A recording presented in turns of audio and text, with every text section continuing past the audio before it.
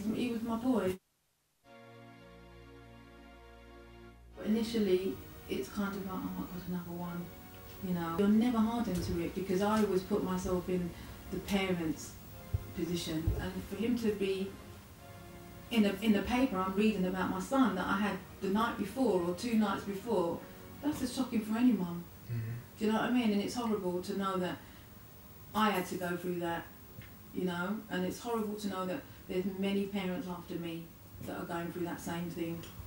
His killing is just one subject of an ongoing sad occurrence of young boys being victims of guns and knives. I can never imagine how Tracy still feels. Kiyan Prince died from being stabbed by another schoolboy when trying to stop an aggressive argument involving his friend Richard. He was just a really, really loved boy, you know, and he was good. He meant good, and I'm glad, because what you teach your children when you're at home, you hope that they take it on the road. I knew Kiyan from quite young actually. When Kiyan died, it was a shock, you know. It was like I couldn't really get my head around it so fast. Like, it was fantastic football. It was something else, and play football together in the same team. You know what I mean? Everyone in the team were affected by it. Like, kind of opened my mind up. This stuff does happen, and it's happening. It's still happening now. To think this is still happening to other mothers is haunting. His father, Mark Prince, has since started the Kiyan Prince Foundation in an attempt to raise awareness of gun and knife crime. His work is truly recognisable and is inspirational to all. Raise self-awareness and build up a lot of these kids, you know, their self-esteem. Whatever they want to be, they can be, and they've got to make the right choices, because obviously with a choice comes a consequence if you make the wrong choice. And it's just a case of being, you know, showing them that there is a light at the end of the tunnel, and gang is not the way in. Do you know what I mean? And a lot of people say, oh, you know, a lot of kids get involved with gang because they feel it's like their family, and maybe they do, but you know, it's a chance that the Kiyan Prince Foundation can make them understand that being in a gang is not the right way. I wanted to see how Richard was feeling. He was there when Kiyan was stabbed on the day. I knew Richard quite well from football. He told me now he's a youth mentor, and he believes Kiyan is a big inspiration for this. Many of the youths are in gangs and he wants to change their lives. Richard believes Kiyan is a big inspiration for all his work. You know, the school friend Kiyan Prince died. I said, I was smiling because I thought, nah, it can't be true. What do you mean Kiyan Prince died? You know, I mean, in my head I'm thinking nowadays, you know, there must be some kind of prank. Kiyan is okay, because I know Kiyan pulled through this, but I didn't know that the knife went through his heart. I didn't know that.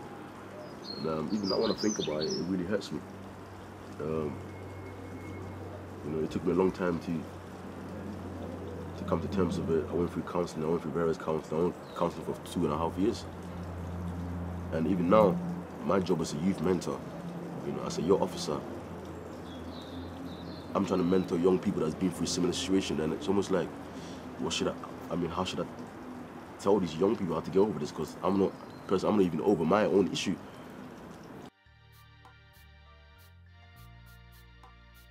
Richard's work is focused on the effects of knife crime. He exposes these images in his classes to make his group of youths understand what could happen in a situation like this.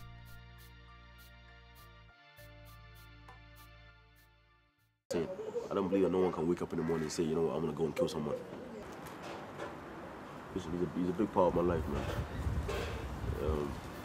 Even when I talk about it, I always smile, because as much as it hurts, as much as, like I said, it's a big scar in my heart. It was a shock to all friends and all family. He's a soul that would be truly missed. Kiyan's last words to you, do you remember last things he said to you? I dropped him off in the morning and he just said, "See you later, Mum." And I said, "Yeah." I never saw him again. I mean, do you think knife crime is taken seriously?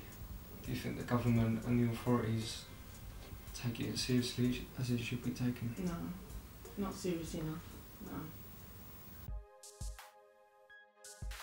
I don't believe someone just wakes up one day and starts to live a life of crime.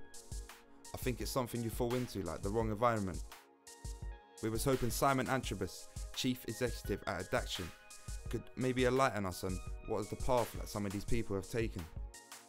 The main contributory factors are towards gun and knife crime surrounding young people at the moment.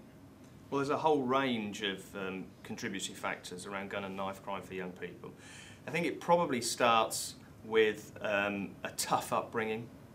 They've had real challenges in their lives. They've not been at school. They have, for a lot of young men, they haven't seen their father. The absence of a father has made a real difference to their lives. Family life and homes is a critical point in all of this. It's a real starting point. It's not the only one, but it's one we need to look at very closely. The most important part, which is about proper support for young people that get themselves involved in gangs, to help them get out of the process of being involved in a gang, to get them the support they need, whether that's support around education, better links with their families, off drugs, whether it's about giving them options for employment. That kind of support needs to be very closely linked to the enforcement approach that police may take in the community. And of course, if you prioritise that as a borough, then you're going to be able to deal with those gangs issues across your particular communities. I just used to remember me thinking that he's going to come in any minute. I think that was the hardest thing for me to kind of like adjust, or look in his bedroom and he's not there. Do you know what I mean? Because he'd always give me a kiss before he went to bed, always. And we'd have a little laugh and giggle every night, and that was how he was.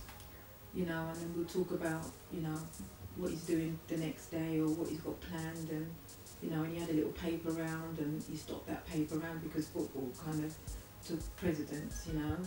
Describe Kiyan. How would you describe your own son?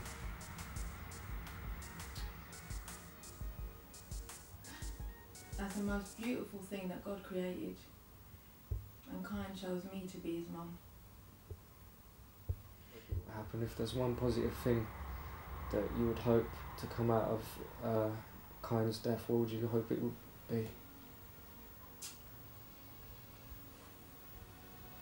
For a lot of these youngsters, just to stop and think, and don't let a moment of madness be a lifetime of sadness.